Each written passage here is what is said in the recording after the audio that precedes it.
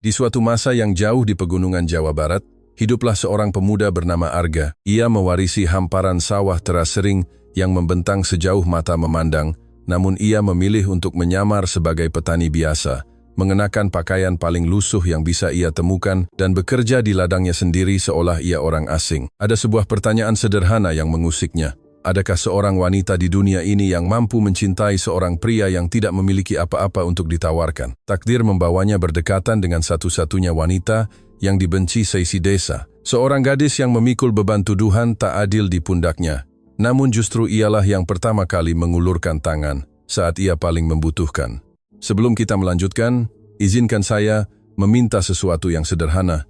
Jika Anda belum berlangganan kanal Kisah Nusantara, segera lakukan sekarang. Tinggalkan juga like yang memperkuat kerja kami, dan ceritakan di kolom komentar dari sudut mana Indonesia Anda mendengarkan kisah ini. Saya sangat senang mengetahui Anda ada di sana, merasakan setiap emosi bersama saya. Sekarang, mari kita selami kisah ini. Di akhir abad ke-19, di pelosok pedesaan Jawa Barat yang terpencil, kisah-kisah seperti ini bukanlah hal yang aneh. Arga memiliki usia 30 tahun dan adalah pemilik perkebunan teh Bukit Hijau, sebuah lahan luas yang subur di kaki gunung. Ia mewarisi tanah itu dari ayahnya sejak muda, saat ia belum pandai mengurus hidupnya sendiri. Namun, dengan kerja keras dan tekad, ia mengubah perkebunan itu menjadi salah satu yang paling makmur di daerah itu. Ia menanam teh berkualitas tinggi, mengelola kebun sayuran yang memasok desa-desa tetangga. Rumah induknya berdiri megah di puncak bukit, tersembunyi di antara pohon-pohon mangga berusia ratusan tahun, berjarak hampir 2 km dari rumah para pekerjanya. Karena itulah, kebanyakan buruh kasar belum pernah bertemu langsung dengan pemilik sebenarnya. Mereka hanya mengenal namanya, yang diucapkan dengan hormat dan sedikit rasa takut. Namun wajahnya adalah misteri bagi mereka yang hidup dalam peluh kerja keras. Yang memberikan perintah sehari-hari adalah Demang, sang mandor, seorang pria berusia 50 tahun, bertubuh tegap, bersuara berat dan bertampang keras yang membuat para pekerja menunduk hanya mendengar derap sepatunya di jalan setapak. Demang mengendalikan segalanya dengan tangan besi dan buku catatan di tangan. Ia mencatat absensi, memberikan hukuman, dan mengawasi setiap barang yang keluar masuk gudang perkebunan. Dialah yang merekrut dan memberhentikan para buruh. Selama bertahun-tahun, tak ada yang berani mempertanyakan keputusannya. Arga mempercayainya karena kebiasaan, karena warisan kesetiaan yang turun dari ayahnya. Namun dalam beberapa bulan terakhir, sesuatu mengganggu tidur Arga. Perhitungan tak beres. Persediaan menghilang dan laporan tentang perlakuan terhadap pekerja semakin suram. Bukan hanya perkebunan yang membuat Arga gelisah. Kakaknya, Bayu, terus mendesaknya tanpa henti untuk menerima perjodohan dengan Kirana, putri dari Juragan Hadi, seorang pemilik tanah kaya di sebelah, dan memiliki pengaruh politik yang sangat penting bagi bisnis keluarga. Bayu adalah administrator resmi perkebunan. Ia mengurus surat-surat, kontrak, dan persekutuan. Baginya, pernikahan itu adalah masalah praktis, hampir matematis. Dua perkebunan bersatu, dua nama besar, kekayaan yang berlipat ganda. Kirana cantik, terdidik di kota, mahir memainkan kecapi, dan berbicara bahasa asing. Pria manapun di daerah itu pasti akan menerima perjodohan itu tanpa ragu. Namun, Arga bukanlah pria biasa.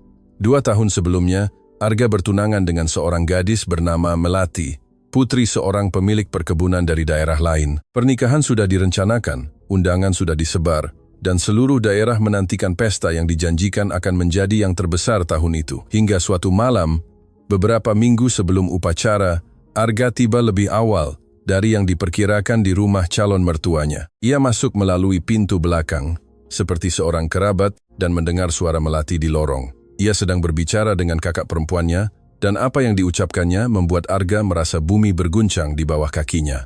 Melati menyebutnya kasar dan tidak beradab. Ia berkata akan bertahan dengan pernikahan itu, hanya sampai ia bisa memindahkan sebagian tanah atas namanya, lalu ia akan mencari cara untuk menjalani hidup yang benar-benar ia inginkan, jauh dari pria dengan tangan kasar, yang berbau tanah basah. Arga tidak berkata sepatah kata pun malam itu. Ia keluar dengan diam-diam seperti saat ia masuk. Ia menunggangi kudanya dan berkuda hingga fajar. Keesokan harinya, ia memutuskan pertunangan itu di depan umum, tanpa memberikan penjelasan rinci, dan skandal itu menyebar ke seluruh daerah seperti api di padang rumput kering. Melati dan keluarganya menyebarkan bahwa Arga tidak stabil, curiga, dan tidak mampu membahagiakan seorang wanita. Arga membiarkan mereka berbicara, karena rasa sakit pengkhianatan begitu besar sehingga tak ada lagi napas untuk membela diri. Sejak saat itu, Arga menutup hatinya sekokoh. Ia mengunci gerbang perkebunannya. Ia mulai percaya bahwa tak ada wanita yang akan melihatnya apa adanya, bahwa semua akan melihat hanya perkebunan, kebun teh, tumpukan surat, dan hektaran tanah subur yang diwakili oleh namanya. Dalam keadaan pikiran seperti itulah, Bayu datang dengan tawaran perjodohan dengan Kirana.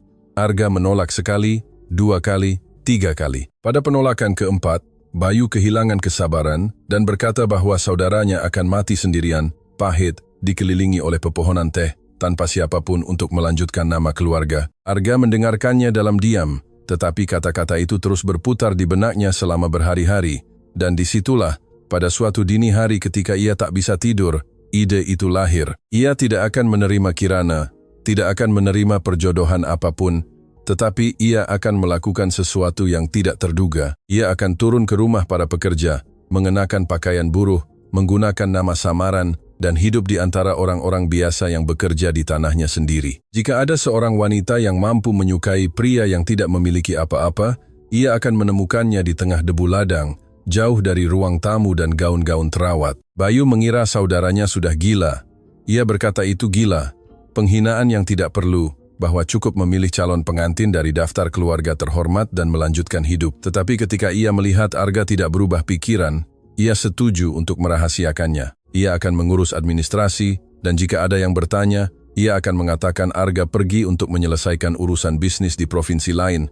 Satu-satunya orang lain yang tahu adalah Bi Asih, juru masak di rumah induk, yang hampir membesarkan kedua bersaudara itu setelah ibu mereka meninggal karena demam saat mereka masih kecil. Bi Asih menangis, berdoa, menyebut Arga keras kepala, tetapi pada akhirnya ia melakukan persis seperti yang diminta. Ia memisahkan pakaian terlama yang ia temukan di gudang, menyiapkan sebuah tas berisi sedikit barang, dan memberkati pemuda itu di pintu belakang rumah induk pada suatu sore Jumat. Arga menuruni jalan setapak berdebu yang menghubungkan rumah induk dengan pemukiman para pekerja. Ia hanya membawa tas di punggungnya, dan di sakunya ada surat pengantar yang ditulis Bayu dengan tulisan yang disamarkan, merekomendasikan seorang bernama Budi untuk pekerjaan kasar di perkebunan. Ketika ia tiba di area para buruh, matahari sudah mulai terbenam, mewarnai langit dengan jingga terang yang tumpah di atas tanaman tomat, pagar-pagar reot, dan rumah putih berdinding kapur, tempat para pekerja makan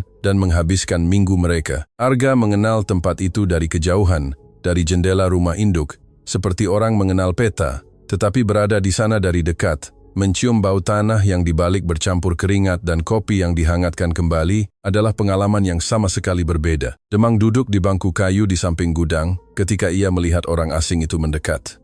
Ia menilainya dari atas ke bawah dengan tatapan yang menilai potensi penghasilan seseorang. Ia membaca surat rekomendasi tanpa banyak minat dan menunjuk ke deretan cangkul yang bersandar di dinding. Besok mulai jam 4 pagi di kebun tomat, katanya dengan suara kering, seperti orang yang mengulang kalimat yang sama selama bertahun-tahun. Tidur di barak pria, makan apa yang ada di dapur umum, dan jangan bikin masalah. Arga mengangguk dalam diam, tanpa mengangkat pandangan, memainkan peran pria rendah hati yang membutuhkan pekerjaan itu untuk bertahan hidup. Namun di dalam, matanya terbuka lebar, mencatat setiap detail, tempat yang adalah miliknya berdasarkan hak, dan ia menyadari saat itu bahwa ia sangat sedikit tahu tentangnya. Malam pertama itu, terbaring di atas tikar pandan yang direntangkan di antara dua tiang kayu, Arga mendengar para pekerja lain berbicara dengan suara pelan sebelum tidur. Mereka berbicara tentang Demang dengan campuran amarah dan kepasrahan. Mereka mengeluh makanan yang semakin memburuk setiap minggu. Mereka berkomentar bahwa selimut di gudang kurang, meskipun juragan memerintahkan pembelian setiap bulan. Dan di antara gumaman itu, sebuah nama muncul lebih dari sekali, selalu disertai tawa kejam atau keheningan yang syarat makna. Laras, bisik mereka, putri Pak Lurah, yang baru saja datang. Mereka bilang ia membawa nasib buruk ke perkebunan. Sejak ia tiba di sana, Demang hanya mempekerjakannya, karena ia tidak menemukan siapapun yang bersedia bekerja semurah dan sekeras dia. Arga diam mendengarkan dan menyimpan nama itu dalam ingatannya, tanpa menyadari bahwa nama itu akan mengubah segalanya. Hari pertama kerja dimulai sebelum matahari terbit. Arga dibangunkan oleh suara kaleng yang dipukul ke tiang kayu, cara Demang membangunkan para pekerjanya. Kegelapan masih menguasai halaman ketika para pekerja keluar berbaris menuju perkebunan, membawa cangkul, ember, dan keranjang anyaman. Arga ikut bersama mereka, merasakan di pundaknya beban kehidupan yang belum pernah ia alami sebelumnya. Ia selalu tahu pekerjaannya bangun pagi. Ia selalu tahu pekerjaannya berat, tetapi mengetahui adalah satu hal. Merasakan adalah hal lain yang sama sekali berbeda. Ketika matahari terbit dan mulai memanaskan tanah merah di antara petak-petak tomat, Arga sudah merasakan tangannya terbakar dan punggungnya protes. Di tengah pagi, ia melihatnya untuk pertama kali. Ia sedang berjongkok di antara dua petak, memisahkan tomat matang dari yang hijau dengan kecepatan yang menunjukkan latihan dan perhatian. Usianya mungkin sekitar 25 tahun. Ia mengenakan gaun sederhana dari kain mentah, pudar karena matahari dan cucian, dan sebuah selendang diikat di kepalanya untuk melindungi dari panas. Kulitnya terbakar oleh matahari. Lengannya kurus namun kokoh, tanda orang yang mengenal kerja keras. Dan ketika ia mengangkat wajahnya sejenak untuk mengusap keringat di dahinya, Arga melihat mata cokelat yang membawa kesedihan lama dan martabat diam yang menghantamnya seperti pukulan di dada. Itu Laras. Ia tahu tanpa ada yang perlu mengatakannya, karena di sekelilingnya ada ruang kosong yang sengaja dijaga oleh para pekerja lain, seolah kesendirian adalah pagar, tak terlihat yang dihormati semua orang, kecuali dia. Demang melintas dengan kuda di perkebunan di tengah pagi, mengawasi pekerjaan. Ketika ia sampai di petak tempat Laras bekerja, ia menghentikan kudanya dan memandanginya cukup lama untuk lebih dari sekadar pengawasan. Lalu ia berbicara keras agar semua orang mendengar bahwa tomat di bagiannya dipisahkan dengan buruk, ada campuran matang dan hijau di keranjang, dan ia akan memotong jatah makanannya minggu itu. Laras tidak mengangkat kepalanya, tidak berkata apa-apa. Ia terus bekerja dengan gerakan yang sama tepat dan hati-hati. Sementara mandor itu pergi sambil tertawa. Arga, beberapa meter jauhnya, merasakan darah naik ke wajahnya, melihat ke keranjang Laras, dan melihat bahwa pemisahannya sempurna, tanpa celah, lebih baik daripada pekerja lain di petak itu. Demang telah berbohong di depan semua orang, dan tidak ada yang mengatakan apa-apa. Matahari tengah hari sangat terik. Arga, yang tidak terbiasa dengan tingkat usaha fisik yang terus-menerus ini, merasakan pandangannya menggelap dan kakinya lemas. Ia bersandar pada cangkulnya, mencoba mengatur napas, tetapi panas adalah dinding kokoh yang mendorongnya ke tanah. Pekerja lain melewatinya tanpa berhenti. Beberapa melirik dengan ketidakpedulian, yang lain berpura-pura tidak melihat. Tidak ada yang menawarkan bantuan, dan kemudian sebuah tangan muncul di depan matanya, memegang sebuah cangkir timah berisi air. Arga mengangkat kepalanya dan melihat Laras berdiri di sampingnya, mengulurkan cangkir itu dengan ekspresi yang bukan kasihan atau kewajiban, tetapi sesuatu yang ia lupa cara mengenalinya. Itu adalah kebaikan yang murni. Ia menerima air itu, minum perlahan sementara Laras menunggu, dan ketika ia mengembalikan cangkir, mata mereka bertemu sejenak, lebih lama dari yang seharusnya. Ia mengangguk, menyimpan cangkir di saku celemeknya, dan kembali bekerja tanpa berkata apa-apa. Dan Arga tetap di sana dengan rasa air sederhana itu di mulutnya, dan sensasi aneh di dadanya, seolah sesuatu yang tertidur lama baru saja membuka matanya. Apa yang belum Arga ketahui adalah bahwa Laras membawa rahasia tentang masa lalunya yang secara langsung terkait dengan perkebunan itu. Dan apa yang Laras tidak bisa bayangkan adalah bahwa pria yang baru saja ia tawarkan air adalah pemilik setiap jengkal tanah yang ia pijak. Tetapi takdir, ketika ia memutuskan untuk menyilangkan dua jalan, tidak memberitahu atau meminta izin. Minggu-minggu berikutnya mengubah Arga dengan cara yang tidak pernah ia prediksi. Pekerjaan kasar menghukum tubuhnya dengan cara baru dan memalukan bagi pria yang terbiasa memberi perintah dari kursinya. Tangannya, yang dulu memegang kendali kulit halus dan pena, kini tertutup kapalan dan luka yang perih setiap kali ia mengambil cangkul. Ia bangun sebelum matahari terbit dengan sakit di bahu dan punggung. Ia makan makanan yang sama encernya dengan para buruh lain. Sup kacang encer dengan tepung dan kadang sepotong daging kering yang begitu keras seperti kulit pelana. Ia tidur di tikar pandan, mendengarkan dengkuran dan batuk rekan-rekan di barak. Dan setiap malam ia bertanya-tanya, bagaimana orang-orang ini tahan menjalani seluruh hidup mereka tanpa menjadi gila. Tetapi apa yang paling mengganggunya bukanlah kelelahan atau makanan, tetapi betapa butanya ia terhadap apa yang terjadi di tanahnya sendiri. Demang mengelola perkebunan seolah itu adalah kerajaan kecil pribadinya. Arga menyadarinya sedikit demi sedikit, dalam detail-detail yang hanya bisa diperhatikan oleh seseorang yang hidup di antara para pekerja. Daging yang seharusnya tiba setiap minggu di dapur, Umum buruh hanya muncul setiap 15 hari dan selalu dalam jumlah lebih sedikit dari yang Arga ketahui. Ia otorisasi dalam nota pembelian. Selimut baru yang ia pesan setiap musim dingin tidak pernah sampai ke tempat tidur. Dan para pekerja tidur dengan selimut tua yang penuh tambalan. Alat-alat kerja tua dan buruk kondisinya. Meskipun Arga menyetujui anggaran penggantian di awal tahun itu. Setiap penemuan terasa seperti bara api yang menyala di dada petani yang menyamar, tetapi ia memaksa dirinya menelan amarah dan mencatat semuanya dalam ingatan, karena ia tahu ia membutuhkan bukti, bukan hanya kecurigaan, untuk menjatuhkan seorang pria yang telah mengendalikan tempat itu selama lebih dari 1 dekade. Laras terus menjadi sasaran empuk Demang. Tak berlalu sehari tanpa mandor itu menemukan alasan untuk mempermalukannya di depan umum. Jika hujan dan tomat membusuk di tangkai, itu salah Laras yang tidak menutup petak tepat waktu. Jika matahari terlalu terik dan daun layu, itu Laras yang kurang menyiram. Jika keranjang kembali dari ladang dengan 1 buah retak di antara 50 yang sempurna, Demang akan mengangkat buah itu di udara dan meneriakkan namanya agar semua orang mendengar. Arga mulai memahami bahwa persekusi ini bukan hanya kekejaman tanpa alasan, ada sesuatu yang diperhitungkan di dalamnya.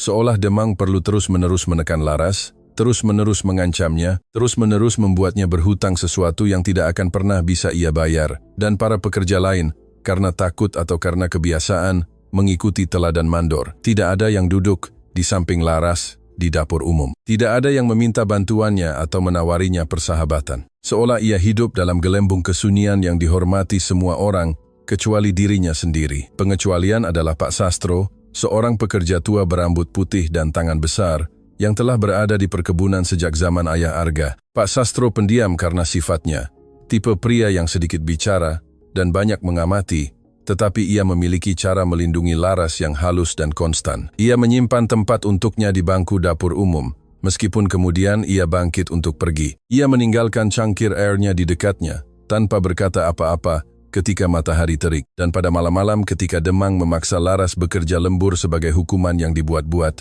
Pak Sastro duduk di halaman, mengisap pipa kapungnya sampai Laras selesai, seperti penjaga malam yang diam yang tidak perlu kata-kata untuk mengatakan bahwa ia ada di sana. Arga menyadari perlindungan halus ini dan mulai menghormati pria tua itu, bahkan sebelum bertukar kata dengannya. Justru Pak Sastro lah yang, tanpa sengaja, menanam benih rasa ingin tahu pertama yang menghubungkan masa lalu Laras dengan takdir Arga. Suatu malam ketika mereka berdua duduk di halaman setelah makan malam, sementara para buruh lain sudah kembali ke tempat tidur, pria tua itu berkomentar dengan suara pelan bahwa Laras adalah putri dari Pak Tumang, seorang pedagang ternak. Arga merasakan sentakan di ingatannya saat mendengar nama itu, seperti orang mengenali melodi lama tanpa ingat di mana mendengarnya. Pak Tumang, pedagang ternak. Ia tahu ia mengenal nama itu dari suatu tempat, dari percakapan, dari dokumen yang pernah ia pegang. Tetapi ingatan itu tidak datang sepenuhnya malam itu. Ia berputar di kepalanya seperti nyamuk bandel yang tidak bisa diusir. Pak Sastro tidak mengatakan apa-apa lagi tentang masalah itu, hanya menarik napas dari pipa kapungnya dan menatap langit berbintang. Dan Arga menyimpan nama itu di lubuk pikirannya, seperti orang menyimpan kunci tanpa menyadari pintu mana yang akan dibukanya. Apa yang Arga ketahui dari mendengar para pekerja lain di hari-hari pertama adalah versi yang diulang semua orang. Pak Tumang dituduh mencuri beberapa ekor sapi dari seorang juragan kaya di daerah itu. Ia ditangkap, diadili, membersihkan tenggorokan tanpa hak pembelaan yang layak, dan meninggal di penjara sebelum ada banding yang bisa menyelamatkannya.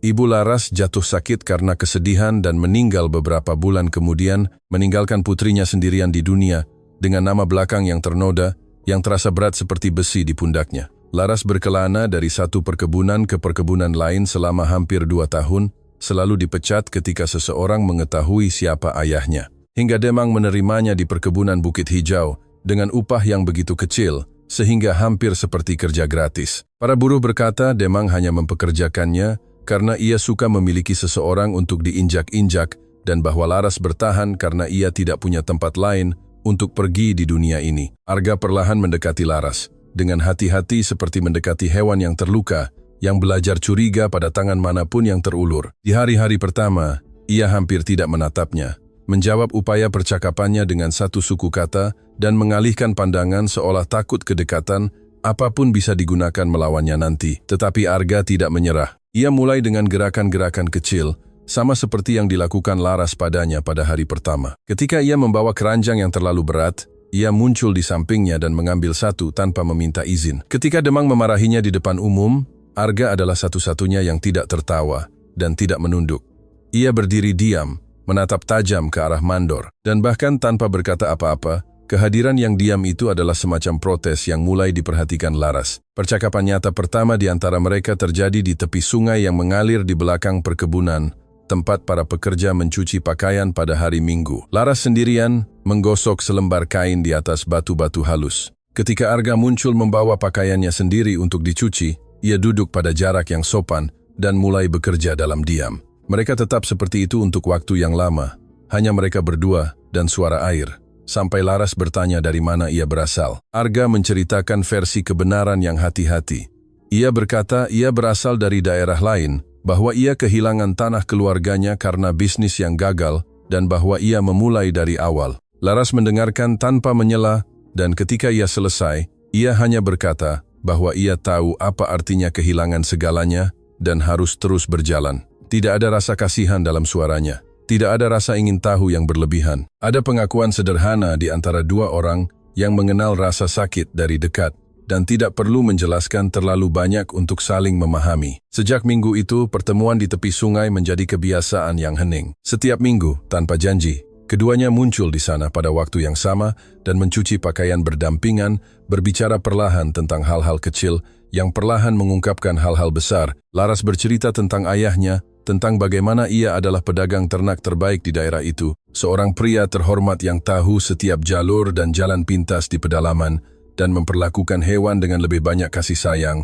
daripada banyak pria memperlakukan keluarga mereka. Ia bercerita bahwa ayahnya tidak pernah mencuri apapun seumur hidupnya, bahwa tuduhan itu adalah kebohongan dari awal hingga akhir, dan bahwa ia tahu itu dengan kepastian orang yang mengenal karakter seseorang, bukan dari apa yang mereka katakan, tetapi dari apa yang ia lihat dengan matanya sendiri selama bertahun-tahun. Suaranya tidak bergetar karena amarah ketika ia berbicara tentang hal itu. Ia bergetar karena kesedihan yang begitu tua dan begitu dalam sehingga seolah-olah telah berakar di dalamnya. Arga mendengarkan setiap kata dengan perhatian ganda, dan semakin ia mendengarkan, semakin nama Pak Tumang, pedagang ternak, mengusik ingatannya seperti serpihan yang tertanam di kulit. Suatu malam, setelah hari yang melelahkan di ladang, Arga terjaga di atas tikarnya sementara semua orang tidur, mengobrak-abrik ingatannya sendiri. Dan kemudian datanglah, bukan seperti kilat, tetapi seperti pasang surut lambat yang akhirnya mencapai pantai. Pak Tumang, ada sebuah dokumen di kantor Bayu, kontrak transportasi ternak tua, yang ditandatangani oleh seorang juragan bernama Hadi. Juragan yang sama yang sekarang ingin menikahkan putrinya, Kirana, dengan Arga. Juragan yang perkebunannya berbatasan dengan Bukit Hijau. Arga tidak bisa mengingat detail kontrak itu, tetapi ia tahu nama Pak Tumang ada di sana, dan ia tahu Demang juga memiliki hubungan dengan Juragan Hadi, karena dari dialah mandor itu datang sebelum bekerja untuk ayah Arga. Kebetulan itu terlalu besar untuk sekadar kebetulan. Tetapi Arga belum memiliki semua kepingan, hanya sudut-sudut teka-teki yang semakin membuatnya gelisah. Sementara petani yang menyamar itu mengumpulkan petunjuk tanpa menyadari bahwa ia sedang merakit sesuatu yang lebih besar dari yang ia bayangkan. Perasaan antara dia dan Laras terus tumbuh dengan cara yang lembut dan tak terhindarkan dari hal-hal yang sejati. Tidak ada pernyataan cinta atau gestur megah. Ada tangannya yang merapikan kerah bajunya ketika terbalik saat mencuci di sungai. Ada caranya selalu menyimpan buah tercantik dari keranjang untuk diletakkan di tepi petak tempat ia bekerja. Ada tatapan yang bertahan sepersekian detik lebih lama dari yang diperlukan, dan yang mengatakan hal-hal yang tidak berani diucapkan oleh salah satu dari mereka. Ada, di atas segalanya, penemuan yang lambat dan berharga bahwa ada seseorang di dunia yang memahami mereka tanpa perlu penjelasan, seseorang yang melihat melampaui pakaian lusuh dan nama yang ternoda, dan menemukan di bawahnya sesuatu yang berharga. Suatu sore, Arga melihat Laras keluar dari ladang lebih awal dan menuju ke padang rumput, tempat kuda-kuda dibiarkan bebas. Ia mengikutinya dari kejauhan dan menemukannya berlutut di samping seekor kuda tua yang ditinggalkan para pekerja lain di sudut kandang karena sakit dan pincang di salah satu kakinya. Laras membersihkan kuku hewan itu dengan kain lembab, berbicara pelan dengan kuda itu seolah berbicara dengan teman. Ia telah menyiapkan campuran ramuan yang ia oleskan ke luka dengan hati-hati dan sabar.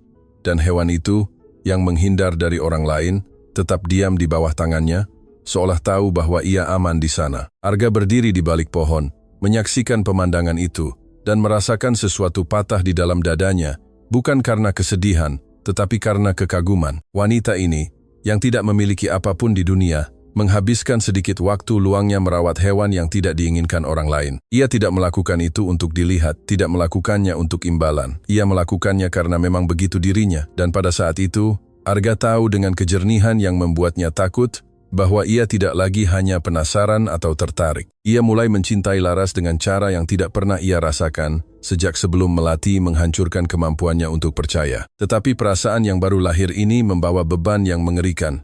Arga tahu ia berbohong pada Laras setiap hari. Setiap kali ia memanggilnya Budi.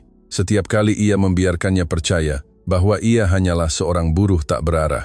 Ia membangun ikatan itu di atas dasar yang palsu, dan pertanyaan yang tidak membiarkannya tidur selalu sama. Ketika ia mengetahui kebenarannya, akankah Laras memaafkannya? Atau akankah ia melihatnya hanya sebagai pria berkuasa lain yang bermain dengan kehidupan orang lain?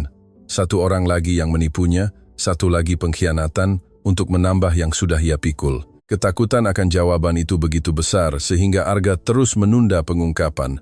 Hari demi hari, mengatakan pada dirinya sendiri bahwa ia akan menunggu saat yang tepat, mengetahui jauh di lubuk hati bahwa saat yang tepat mungkin tidak akan pernah ada. Pada suatu Selasa yang panas ketika udara terasa terbakar, Demang memanggil semua pekerja ke halaman setelah makan malam. Wajahnya merah dan matanya yang kecil berkilauan dengan cara yang sudah dikenal dan ditakuti para buruh. Ia mengumumkan bahwa 4 ekor sapi hilang dari padang rumput utara, bahwa seseorang mencuri dari perkebunan, dan bahwa ia akan menemukan siapa pelakunya, bahkan jika ia harus menggeledah setiap sudut properti itu. Matanya menyapu wajah para pekerja, satu persatu, sampai berhenti pada Laras, yang berdiri di belakang kelompok, sendirian seperti biasa. Demang tidak menuduhnya secara langsung malam itu, tetapi tatapan yang ia berikan padanya mengatakan semua yang perlu dikatakan tanpa kata-kata.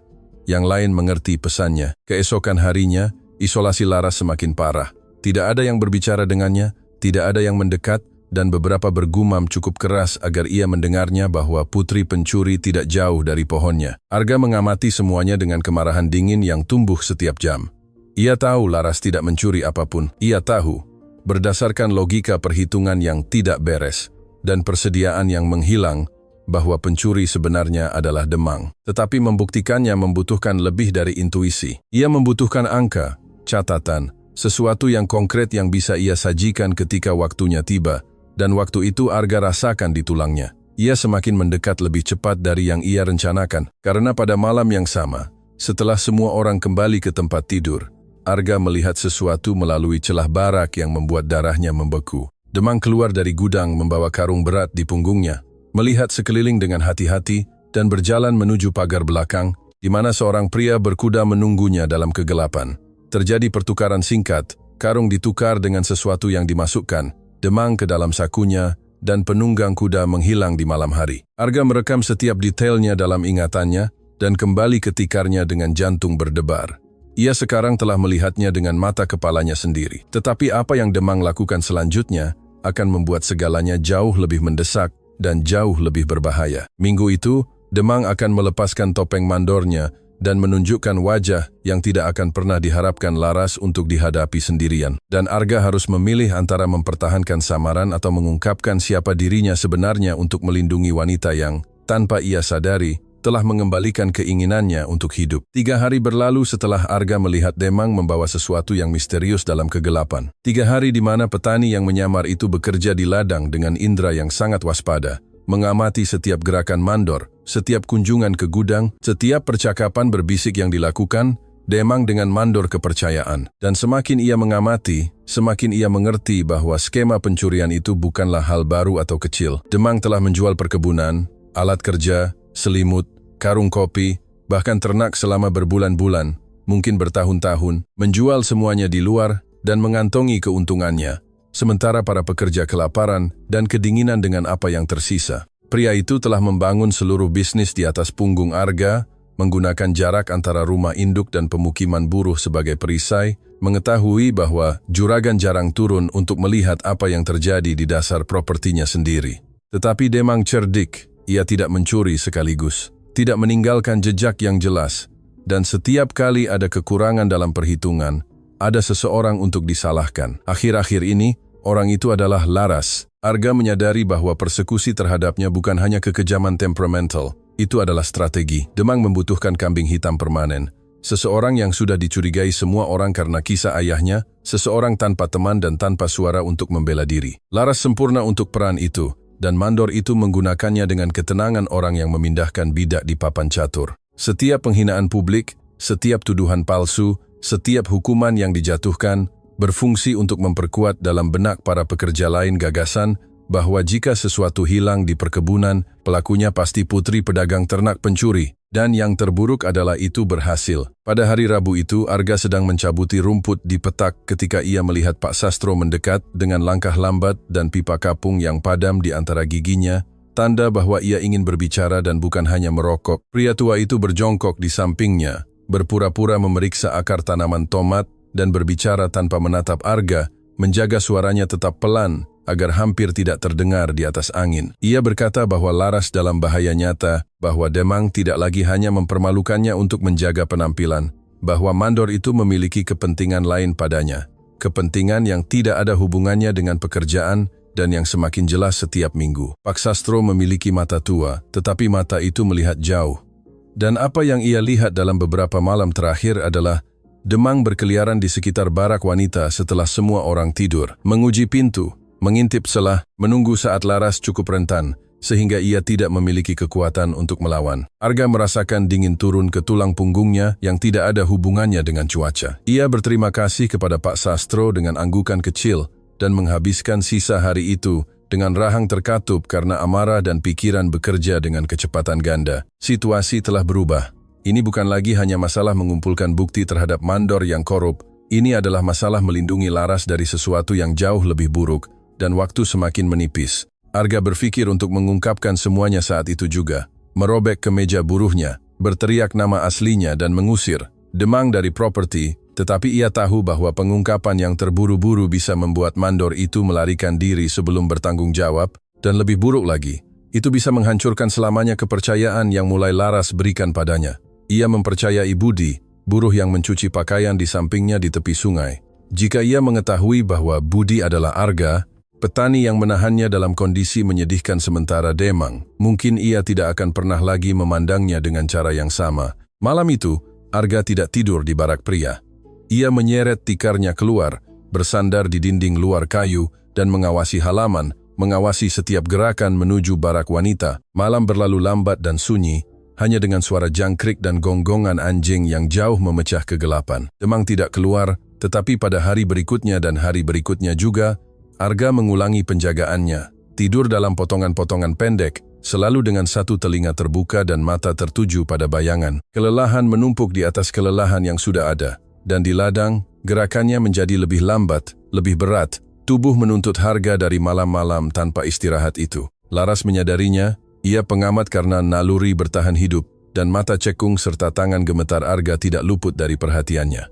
Minggu berikutnya, di tepi sungai, saat mereka mencuci pakaian berdampingan, ia berhenti menggosok dan menatapnya dengan kejujuran yang membuatnya lengah. Ia berkata ia tampak sakit, bahwa ia semakin kurus dan pucat setiap hari, dan bahwa jika ia mengalami masalah, ia bisa mengandalkannya, meskipun ia tidak bisa berbuat banyak. Suara Laras rendah dan mantap, tanpa melodrama, tanpa desakan, hanya tawaran tulus dari seseorang yang tahu beban membawa masalah sendirian dan tidak menginginkannya untuk siapapun. Arga merasakan simpul di tenggorokannya begitu erat sehingga, sejenak, ia tidak bisa menjawab. Ia memandang wanita ini yang diperlakukan dunia sebagai sampah dan yang masih menemukan dalam dirinya sendiri kemurahan hati untuk peduli pada orang lain. Dan ia tahu ia tidak pantas mendapatkan kebaikan itu, tidak selama ia berbohong padanya. Ia ingin menceritakan semuanya di sana pada saat itu, dengan kaki di air dingin dan matahari minggu yang menyelinap di antara dedaunan pohon salam. Ia membuka mulutnya untuk memulai, tetapi sebelum kata pertama keluar, suara ranting patah di jalan setapak membuat mereka menoleh bersamaan. Itu adalah salah satu pekerja wanita, seorang wanita bernama Sari, yang turun berlari terengah-engah ke tepi sungai. Ia berkata Demang memanggil semua orang ke halaman segera bahwa sesuatu yang serius telah terjadi dan siapapun yang tidak muncul dalam 5 menit akan dipecat seketika. Laras dan Arga saling memandang, meninggalkan pakaian di atas batu-batu, dan naik ke jalan setapak tergesa-gesa. Ketika mereka tiba di halaman, para pekerja sudah berkumpul dalam setengah lingkaran di depan gudang. Demang berada di tengah, dengan wajah merah karena minum atau karena akting marah yang diperhitungkan. Dan di sampingnya ada 3 karung kopi terbuka dan robek, menumpahkan biji-bijian ke tanah berkerikil. Mandor menunggu semua orang hadir, menyapu pandangannya ke seluruh kelompok dengan kelambatan teatrikal yang ia gunakan untuk mengintimidasi, dan kemudian menunjuk langsung ke Laras. Suaranya keluar keras dan tebal, dibuat untuk mempermalukan. Ia berkata bahwa ia menemukan karung-karung itu disembunyikan di belakang barak wanita, bahwa seseorang sedang menggelapkan kopi dari perkebunan untuk dijual di desa, dan bahwa bukti menunjuk pada 1 orang. Ia menatap Laras dengan senyum yang lebih seperti ancaman, dan berkata bahwa ia sudah mengirim pesan kepada pemilik perkebunan, bahwa juragan pasti akan memanggil polisi, dan bahwa putri pedagang ternak pencuri itu akan berakhir di tempat yang sama dengan ayahnya. Keheningan yang menyelimuti halaman begitu tebal sehingga Arga bisa merasakan bebannya di pundaknya. Tidak ada yang berbicara, tidak ada yang bergerak. Para pekerja menatap ke tanah, ke samping, kemanapun kecuali ke wajah Laras, karena menatapnya berarti memihak, dan memihak melawan Demang berarti kehilangan pekerjaan, atap, dan makanan. Laras berdiri di tengah keheningan pengecut itu, dengan tangan basah dari sungai, menjuntai di samping tubuhnya dan mata terbelalak, karena ketidakpercayaan yang perlahan berubah menjadi sesuatu yang lebih buruk. Itu bukan rasa takut, itu adalah pengakuan pahit dari seseorang yang pernah mengalami ini sebelumnya dan tahu bahwa kebenaran tidak penting ketika semua orang sudah memutuskan siapa pelakunya. Arga maju selangkah, tubuhnya bergerak sebelum akalnya bisa menghentikannya, didorong oleh kemarahan yang tidak lagi muat di dalam dirinya. Ia berbicara keras dan mantap, tanpa suara rendah hati budi, dan berkata bahwa Laras tidak mencuri apapun. Ia berkata bahwa ia telah berjaga di barak wanita beberapa malam terakhir dan bahwa ia tidak pernah melihat Laras keluar atau menyembunyikan apapun.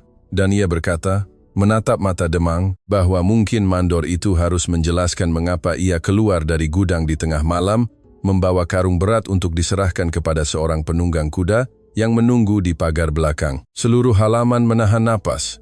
Demang membeku sesaat, sebelum mendapatkan kembali ketenangannya dan mengubah wajahnya menjadi topeng kemarahan. Ia maju ke arah Arga dengan jari menunjuk, menyebutnya pembohong, pengangguran, kaki tangan pencuri. Ia berkata bahwa budi sama bersalahnya dengan Laras dan bahwa keduanya akan diusir malam itu juga. Ia mencengkeram Arga di kerah bajunya dan mendorongnya dengan keras, membuatnya tersandung ke belakang dan jatuh di atas karung kopi yang tumpah. Laras menjerit dan mencoba berdiri di antara mereka, tetapi Demang menarik lengannya dengan kekerasan yang membuatnya mengerang kesakitan.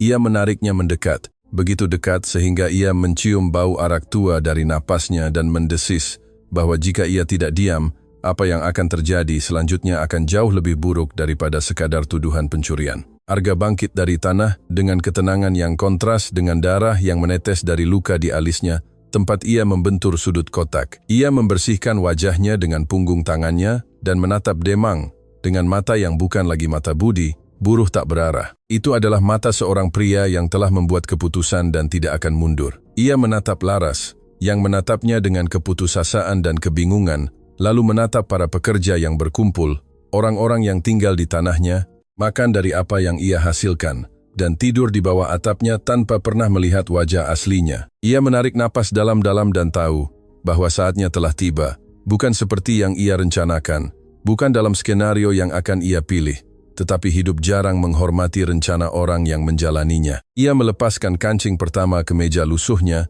dan menarik keluar dari dalamnya seutas tali kulit yang ia sembunyikan sejak hari ia tiba di perkebunan. Pada tali itu tergantung sebuah cincin emas berat dengan inisial AN terukir timbul, cincin perkawinan yang milik pemilik perkebunan Bukit Hijau dan yang terdaftar di notaris sebagai bukti identitas dan otoritas atas properti itu. Ia memegang cincin itu tinggi-tinggi, di mana cahaya senja bisa memantul pada emas. Dan untuk pertama kalinya, sejak ia menginjakkan kaki di halaman itu berminggu-minggu yang lalu, ia berbicara dengan suara yang merupakan miliknya yang sebenarnya, bukan suara lembut budi, suara berat dan mantap dari orang yang lahir untuk memberi perintah dan belajar melakukannya dengan adil. Ia menyebutkan nama lengkapnya. Ia berkata bahwa ia adalah pemilik tanah itu, kuda-kuda itu, kopi yang tumpah di tanah, gudang yang telah demang jarah selama berbulan-bulan. Ia berkata bahwa ia telah hidup di antara mereka sebagai pekerja untuk melihat dengan matanya sendiri apa yang dinding rumah induk cegah ia lihat, dan ia berkata, berbalik ke arah Demang, dengan amarah yang tertahan yang membuat suaranya bergetar, bahwa mandor itu dicopot dari jabatannya saat itu juga, dan akan bertanggung jawab atas setiap karung kopi yang digelapkan, setiap sapi yang dijual diam-diam, setiap selimut yang dicuri dari para pekerja, setiap penghinaan yang ditimpakan pada mereka yang tidak punya cara untuk membela diri. Demang terhuyung mundur seolah tertembak. Warna lari dari wajahnya dan kembali dalam bintik-bintik merah yang tidak teratur, yang menunjukkan kepanikan orang yang melihat istana kebohongannya runtuh sekaligus. Ia mencoba berbicara, tergagap sesuatu tentang tidak tahu, tentang kebingungan, tentang penipuan, tetapi kata-kata itu keluar tersandung satu sama lain, seperti orang mabuk di trotoar sempit. Para pekerja di sekelilingnya bergerak, gumaman mengalir di antara mereka seperti ombak, wajah-wajah berbalik ke arah Arga dengan campuran keterkejutan, ketidakpercayaan, dan perlahan-lahan pengenalan. Pak Sastro dari belakang kelompok mengeluarkan pipa kapungnya dari mulutnya dan mengangguk perlahan, seperti orang yang berkata bahwa ia selalu tahu atau setidaknya selalu curiga. Tetapi mata Arga tidak tertuju pada para pekerja atau pada Demang.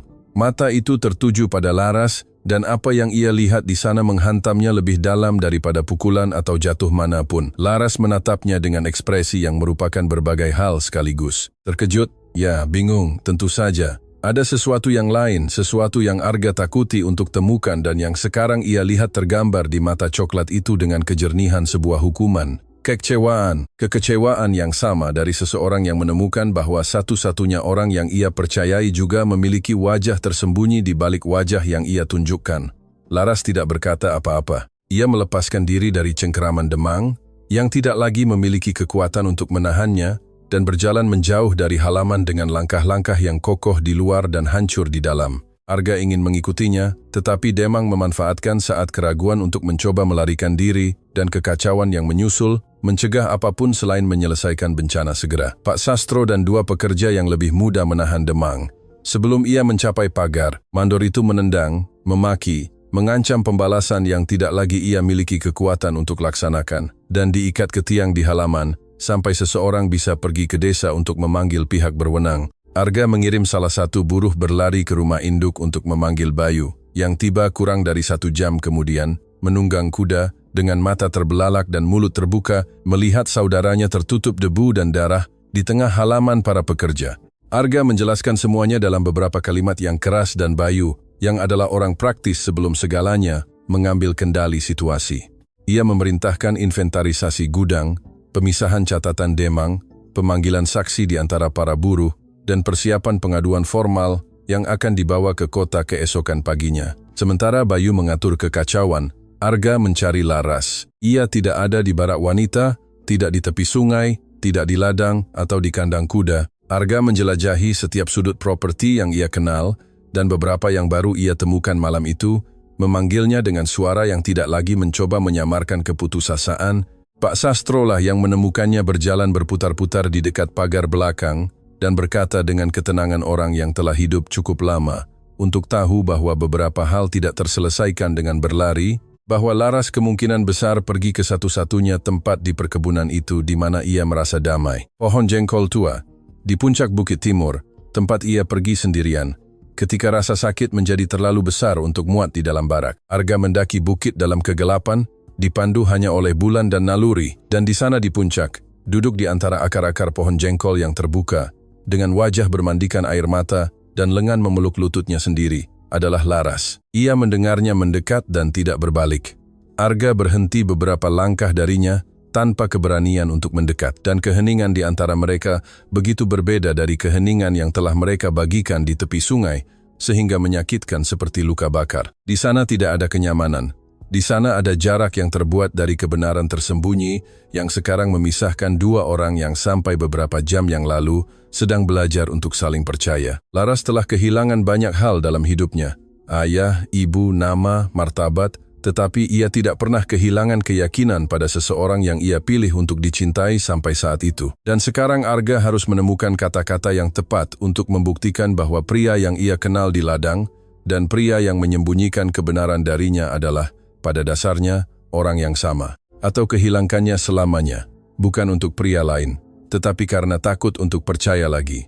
Arga berdiri di sana beberapa langkah dari Laras, dengan bulan menumpahkan cahaya dingin pada mereka berdua, dan pohon jengkol tua bertindak sebagai saksi bisu untuk apapun yang akan terjadi selanjutnya. Ia tidak tahu harus mulai dari mana. Ia telah berlatih pidato di kepalanya selama berminggu-minggu, kalimat-kalimat indah tentang niat mulia dan tentang bagaimana penyamaran itu diperlukan untuk menemukan kebenaran. Tetapi sekarang, di hadapannya, semua kata-kata itu terasa terlalu kecil untuk ukuran kehancuran itu. Laras tidak menatapnya. Ia menjaga matanya tertuju pada tangannya sendiri. Tangan-tangan kapalan yang telah berbagi air dengannya, merawat kuda yang sakit, dan mencuci pakaian di sampingnya pada hari Minggu. Arga menarik napas dalam-dalam dan melakukan satu-satunya hal yang tersisa baginya. Ia duduk di tanah di sana, tanpa mendekat, tanpa mencoba menyentuhnya, dan mulai berbicara bukan sebagai petani, bukan sebagai juragan, tetapi sebagai pria yang ia kenal di ladang. Ia menceritakan semuanya dari awal. Ia bercerita tentang Melati, tentang pertunangan yang hancur, tentang kata-kata yang ia dengar di koridor itu, dan yang meracuni kemampuannya untuk percaya pada siapapun. Ia bercerita tentang tekanan Bayu, tentang Kirana, tentang ketakutan menghabiskan sisa hidupnya dikelilingi oleh orang-orang yang hanya melihat tanah dan ternaknya. Ia bercerita bahwa ide penyamaran itu lahir dari keputusasaan dan bukan dari kesenangan, bahwa tidak ada yang menyenangkan bangun sebelum matahari untuk mencabuti rumput di petak dengan tangan berdarah. Dan ia bercerita dengan suara yang pecah untuk pertama kalinya, bahwa pada saat manapun dalam rencana asli tidak ada kemungkinan menemukan seseorang seperti dia. Ia berkata bahwa ia turun ke ladang itu, mencari jawaban atas pertanyaan sederhana, dan bahwa Laras, tanpa ia sadari, tanpa ia mau, tanpa meminta imbalan apapun, telah menjawab dengan setiap gerakan kecil yang ia lakukan. Sejak hari, ia mengulurkan cangkir air di tengah panas. Laras mendengarkan semuanya dalam diam, tidak menyela, tidak menatapnya, tidak menggerakkan tubuhnya. Ketika Arga selesai berbicara, keheningan kembali menyelimuti mereka berdua, seperti kehadiran ketiga yang berat dan hidup. Menit, lambda epsilon pitau mikron yang tampaknya membawa beban jam-jam penuh berlalu.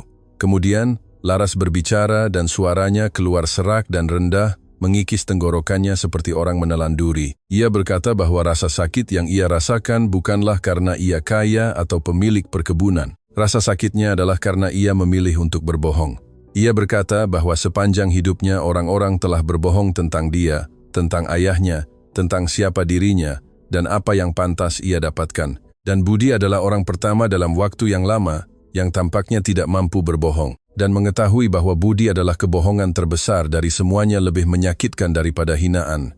Demang manapun, daripada kebencian para pekerja lain, daripada tidur kelaparan di malam yang dingin. Arga merasakan setiap kata seperti pisau tipis yang masuk di antara tulang rusuknya.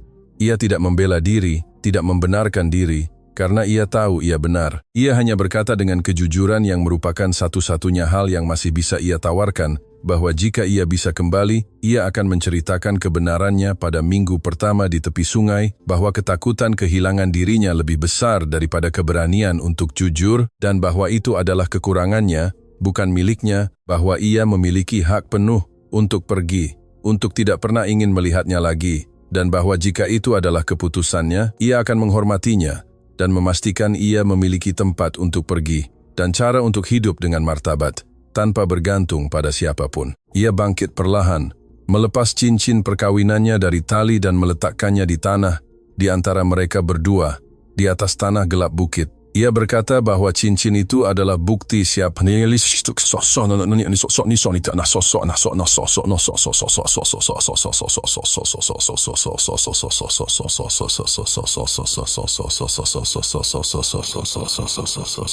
tetapi bahwa semua yang ia perlu tahu tentang siapa dia di dalam sudah ia ketahui, dan kemudian ia berbalik dan mulai menuruni bukit, karena ia mengerti bahwa tetap di sana akan menekan. Dan Laras sudah menerima terlalu banyak tekanan dari pria yang ingin memutuskan untuknya. Ia menuruni seluruh bukit tanpa melihat ke belakang, meskipun setiap langkah membutuhkan usaha yang tidak ada hubungannya dengan tubuhnya. Ketika ia tiba di halaman, Bayu menunggunya dengan berita.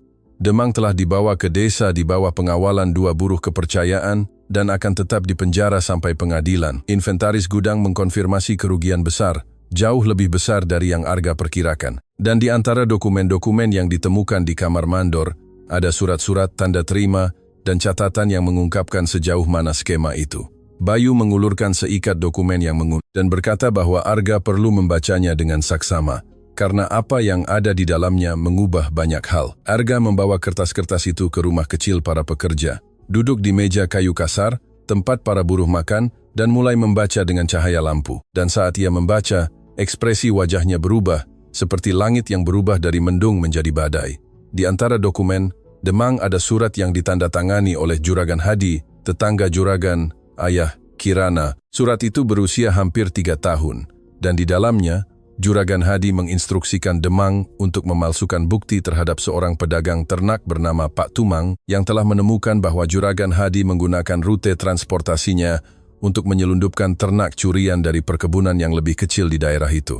Pak Tumang mengancam akan melaporkan semuanya kepada pihak berwenang. Solusi Juragan Hadi sederhana dan mengerikan. Membeli kesaksian dari 2 saksi, menyuap seorang delegasi, dan mengubah pelapor menjadi terdakwa.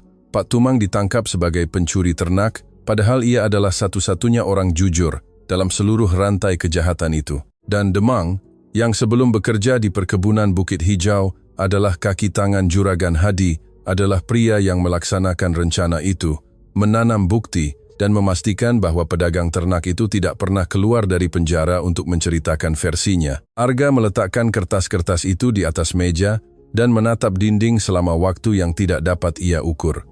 Ayah Laras tidak bersalah, ia selalu begitu. Dan pria yang menghancurkannya adalah orang yang sama yang sekarang ingin menikahkan putrinya dengan Arga untuk menyatukan perkebunan. Tangan yang sama yang menandatangani hukuman Pak Tumang sekarang menyodorkan kontrak pernikahan yang disamarkan sebagai aliansi bisnis. Arga merasakan rasa jijik yang begitu dalam sehingga ia perlu keluar dari rumah kecil itu dan menghirup udara malam agar tidak muntah. Dan bersama dengan rasa jijik itu, datanglah tekad yang sejelas air mata air. Ia akan membersihkan nama Pak Tumang, membawa dokumen-dokumen itu ke pihak berwenang yang berwenang, membuat Juragan Hadi bertanggung jawab atas setiap hari Pak Tumang di penjara, untuk setiap air mata yang diteteskan Ibu Laras, sampai ia mati karena kesedihan atas setiap penghinaan yang ditanggung Laras, membawa nama belakang yang seharusnya tidak pernah ternoda. Malam semakin larut dan Arga tidak bisa tidur. Ia duduk di halaman, membaca ulang dokumen-dokumen itu, mencatat nama dan tanggal, mempersiapkan di kepalanya apa yang perlu ia lakukan di hari-hari berikutnya. Ketika langit mulai terang di tepi cakrawala, melukis awan dengan merah muda pucat yang mengumumkan fajar, ia mendengar langkah kaki di tanah di belakangnya. Ia berbalik dan menemukan Laras berdiri beberapa meter jauhnya, dengan gaun kusut seperti orang yang juga tidak tidur, mata bengkak dan merah, dan di tangan kanannya, tergantung pada tali kulit, cincin perkawinan yang ia tinggalkan di bukit. Ia tidak berkata apa-apa sejenak, hanya berdiri di sana menatapnya dengan mata cokelat yang membawa kelelahan, rasa sakit, dan sesuatu yang lain yang Arga tidak berani beri nama karena takut melihat apa yang ia inginkan dan bukan apa yang sebenarnya ada. Laras duduk di sampingnya di bangku kayu, meletakkan cincin di antara mereka berdua, sama seperti yang ia lakukan di bukit, dan berbicara, menatap ke depan, ke cakrawala yang sedang terbit. Ia berkata bahwa ia telah menghabiskan sepanjang malam memikirkan, mengulang setiap momen sejak Budi muncul di perkebunan, setiap percakapan di tepi sungai, setiap gerakan di ladang, setiap tatapan yang bertahan sepersekian detik lebih lama. Dan ia berkata bahwa, sekeras apapun ia mencoba, ia tidak dapat menemukan kebohongan dalam momen-momen itu. Pria yang berbagi air dengannya, yang membawa keranjangnya, yang menghadapi Demang di halaman, yang berjaga malam demi malam mengawasi barak wanita tanpa ia ketahui. Pria itu nyata, namanya palsu, pakaiannya adalah samaran, tetapi tangan yang membantu dan mata yang melihat ketika tidak ada orang lain yang melihat, itu adalah nyata. Dan itulah yang ia pilih untuk percaya. Karena jika ia membiarkan ketakutan akan ditipu menghancurkan satu-satunya hal baik yang telah ditempatkan hidupnya di jalannya, maka para Demang dan Juragan Hadi di dunia ini akan menang selamanya. Arga mendengarkan setiap kata tanpa bernapas. Ketika Laras selesai, ia mengulurkan tangan perlahan, telapak tangan menghadap ke atas, terbuka, tanpa memaksakan apapun, hanya menawarkan. Laras menatap tangan itu sejenak yang berisi seluruh kisah mereka. Cangkir air, pakaian yang dicuci di tepi sungai, keheningan yang dibagi, rasa sakit yang terungkap, kebohongan yang ditemukan, pengampunan yang berharga lebih dari hutang perkebunan manapun. Dan kemudian ia meletakkan tangannya di atas tangannya. Itu bukanlah gestur megah. Itu adalah gestur kecil dan luar biasa pada saat yang sama, seperti semua hal yang sejati biasanya. Mereka duduk di sana berdampingan, tangan di atas tangan, menyaksikan matahari terbit di atas tanah yang menjadi miliknya karena warisan, tetapi yang pada pagi itu terasa menjadi milik mereka berdua karena hak pilihan. Dalam beberapa minggu berikutnya, Arga memenuhi setiap janji yang ia buat pada dirinya sendiri malam itu. Ia membawa dokumen demang ke ibu kota provinsi, ditemani Bayu dan pengacara kepercayaan yang dimiliki keluarga untuk urusan serius. Kasus Pak Tumang dibuka kembali. Saksi palsu dihadapkan dengan surat-surat Juragan Hadi mengakui suap. Delegasi yang telah melakukan penangkapan disingkirkan dan diselidiki. Dan Juragan Hadi, juragan kaya yang menghancurkan pria tak bersalah untuk melindungi kejahatannya, ditangkap di perkebunannya sendiri pada suatu pagi Selasa, di depan putrinya Kirana, yang menyaksikan dari kejauhan dengan wajah pucat dan bibir terkatup, tidak mengerti bagaimana dunia yang dibangun ayahnya bisa runtuh begitu cepat. Nama Pak Tumang secara resmi dibersihkan oleh keputusan pengadilan yang mengakui penipuan bukti dan kepolosan pedagang ternak itu. Arga memerintahkan agar putusan itu diterbitkan di surat kabar daerah dan ditempelkan di pintu gereja di desa terdekat, sehingga semua orang yang telah mengulang fitnah dapat membaca kebenaran dengan mata kepala sendiri. Ketika Laras melihat dokumen dengan nama ayahnya, diikuti kata tidak bersalah, kakinya lemas dan Arga memegangnya sebelum ia jatuh. Ia menangis, bersandar di dadanya untuk waktu yang tidak dihitung oleh keduanya. Dan Arga hanya berdiri di sana memeluknya tanpa berkata apa-apa. Karena ada saat-saat ketika kata-kata lebih buruk daripada membantu, dan keheningan adalah satu-satunya bahasa yang cukup untuk menanggung besarnya emosi. Arga mengubah perkebunan Bukit Hijau dari atas ke bawah.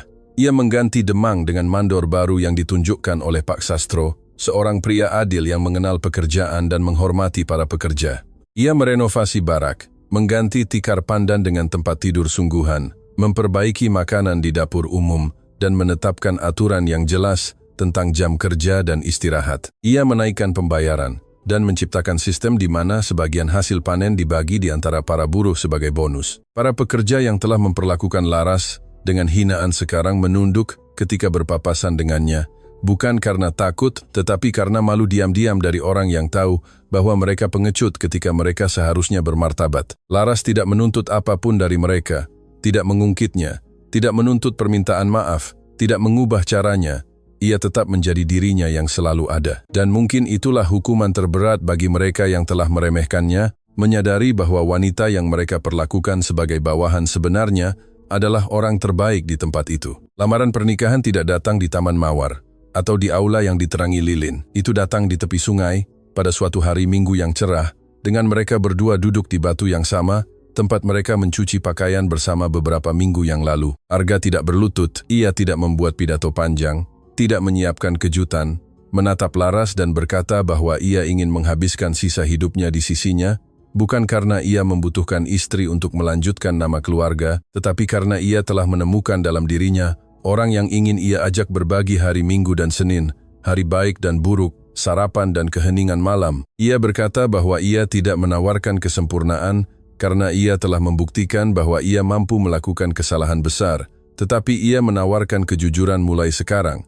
tanpa samaran, tanpa nama palsu, tanpa apapun di antara mereka selain kebenaran. Laras menatap air yang mengalir di antara bebatuan dan tersenyum, dan senyum itu begitu berbeda dari senyum-senyum kecil dan sedih yang Arga lihat di hari-hari pertama sehingga tampak milik orang lain. Itu adalah senyum terbuka, utuh, dari orang yang akhirnya membiarkan dirinya merasakan kegembiraan. Tanpa takut, ia akan direnggut di menit berikutnya. Ia berkata bahwa ia menerima bukan karena cincin perkawinan, atau karena perkebunan, atau karena rumah induk yang belum pernah ia kunjungi, tetapi karena pria yang membawa keranjangnya, mendaki bukit, dan berjaga malam demi malam, untuk memastikan ia aman.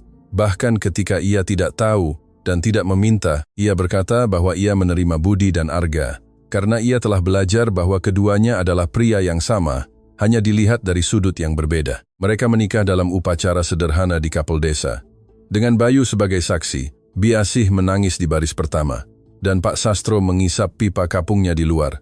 karena ia berkata gereja membuatnya bersin. Para pekerja perkebunan datang semua, bukan karena kewajiban, tetapi karena mereka ingin berada di sana. Dan barisan pria dan wanita berpakaian bersih dan wajah dicuci, yang membentang sampai ke pintu kapel, adalah bukti bahwa sesuatu telah berubah di tanah itu. Dengan cara yang jauh melampaui pernikahan, Laras mengenakan gaun putih sederhana yang dijahit tangan oleh Bi Asih selama 3 minggu, menyulam bunga-bunga kecil di kerahnya, dengan dedikasi yang sama seperti ia membumbui kacang untuk rumah induk. Dan ketika pendeta bertanya, apakah Laras menerima Arga sebagai suami, ia menjawab dengan suara jernih dan mantap yang bergema di dinding batu kapel, dan membuat lebih dari satu orang di antara penonton mengusap mata mereka secara diam-diam. Bulan-bulan berikutnya adalah tentang pembangunan yang lambat dan sabar, seperti semua yang dibuat untuk bertahan lama. Laras pindah ke rumah induk dan belajar mengelola properti bersama Arga dan Bayu, membawa pandangan yang kedua saudara itu tidak pernah miliki.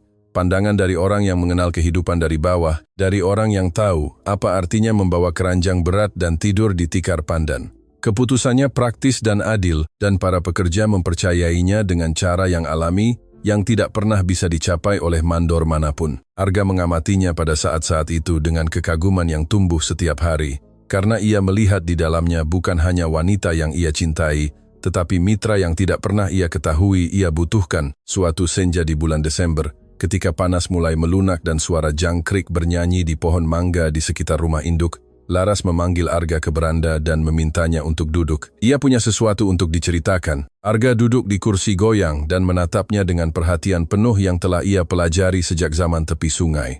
Laras mengambil tangannya dan meletakkannya di atas perutnya sendiri, dan tidak perlu berkata apa-apa lagi. Arga mengerti dalam sekejap yang terasa seperti matahari terbit di dalam dadanya. Ia menariknya mendekat, menempelkan dahinya ke dahinya, dan tetap di sana, merasakan di bawah telapak tangannya janji kehidupan baru yang tumbuh di dalam wanita itu, yang dunia seluruhnya telah hina dan yang ia hampir tidak temukan. Pak Sastro, yang kebetulan lewat di halaman pada saat itu, dengan pipa kapungnya dan langkah lambat pria yang telah melihat segalanya, menatap mereka berdua di beranda dan mengeluarkan sesuatu yang tampak seperti tawa untuk pertama kalinya dalam bertahun-tahun. Kemudian ia melanjutkan jalannya tanpa berkata apa-apa, karena beberapa hal berbicara sendiri dan tidak memerlukan komentar. Bayi itu lahir pada bulan Agustus, pada malam bulan purnama, yang memandikan perkebunan Bukit Hijau, dengan cahaya yang begitu terang seolah-olah itu adalah siang hari.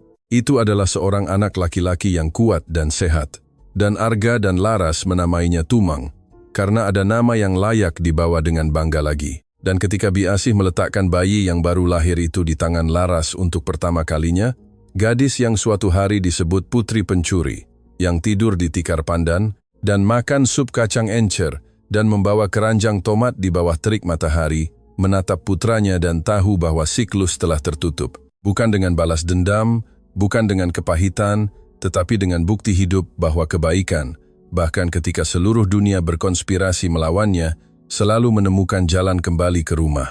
Jika cerita ini sampai ke hati Anda, saya mohon Anda melakukan satu hal sederhana untuk saya. Tinggalkan di komentar apa yang Anda rasakan saat mendengar narasi ini. Terkadang, satu kata yang ditulis oleh orang asing adalah tepat seperti yang dibutuhkan orang lain di ujung layar untuk dibaca hari itu.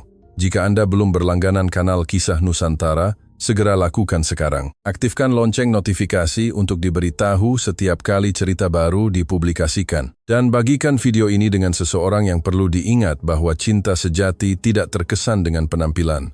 Ia mengenali apa yang asli di dalam diri kita masing-masing. Terima kasih telah tinggal bersama saya sampai di sini. Kehadiran Anda adalah yang membuat setiap cerita berharga. Sampai jumpa lagi.